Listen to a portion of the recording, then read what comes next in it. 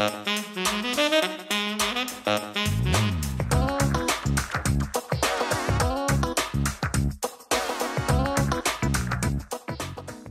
եմ սերն իշխի, ուզում եմ փոխել կառավարությունը, ուզում եմ ունենալ գեղեցիկ մեքենա, այս եւ այլ տարբեր գրառումներ կարելի է հանդիպել Սիրահարների այգում։ Եթե դու Երևանում ես, կանգ առ Սիրահարների այգու մոտ եւ կիսիր քո զգացողությունները հանրային տրամադրության գրատախտակի վրա։ Առաջարկում են One Armenia հարթակի անդամները։ Այո, զվարճանքի համար արիթ է, բայց նաև արիթ է, որ անցիկ, որ սովորաբար անցնում են իրար կողքից քայլած ժամանակ հանրային տարածքներում, իրար հետ չեն խոսում, նույնիսկ իրար աչքերի մեջ չեն նայում։ Ու այս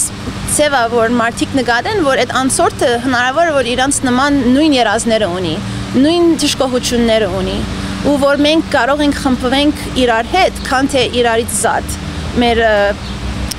ընդհանուր կյանքի փորձառության մասին զգացումներու շուրջ։ Յուրաքանչյուր նոր բացվող օրվա հետ գրատախտակի վրա անցորդներին նոր հարց է սպասում։ Մի քանի հատ հարց ենք տվել արդեն, երեկվանը եղել էր մինչև մահս ուզում եմ, դրանից առաջ հարցել ենք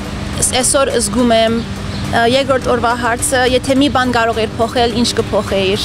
Եվ սովորաբար շատ ուրախ ենք ասելու, որ շատ դրական են պատասխանները, նույնիսկ եթե ավելի բացասական նյութի մասին են, դրական ձևով ներկայացվում են։ Կազմակերպիչներն այնքան են ոգևորվել մասնակցության ակտիվությունից, որ պատրաստվում են նմանօրինակ տախտակներ տեղադրել Գյումրիում, Վանաձորում, Սիսիանում եւ այլ քաղաքներում։ Հարցերը կարող են լինել նույնը, կարող են այլ հարցեր լինել։ Մեզ համար շատ մեծ հաճույք է, երբ որ տեսնում ենք փոքր երեխայի ցերակիրը, ոնց երեխան ասում է, ուզում եմ սաղ աշխարհը տեսնեմ, ուզում եմ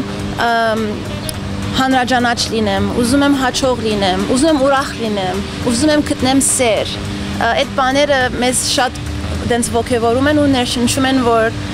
շարունակենք մեր աշխատանքը իբր ընկերություն Հայաստանի համար, բայց նաև Հայաստանի ժողովրդին հետ։ Գրատախտակը Սիրահարների այգում կսպասի այցելուներին նաև հունիսի 22-ին եւ 23-ին, իսկ վերջին օրվա հարցը կարծես թե ամենահետաքրքիրն է լինելու։ Ինչ կանեիր դու, եթե լինեիր նախագահ։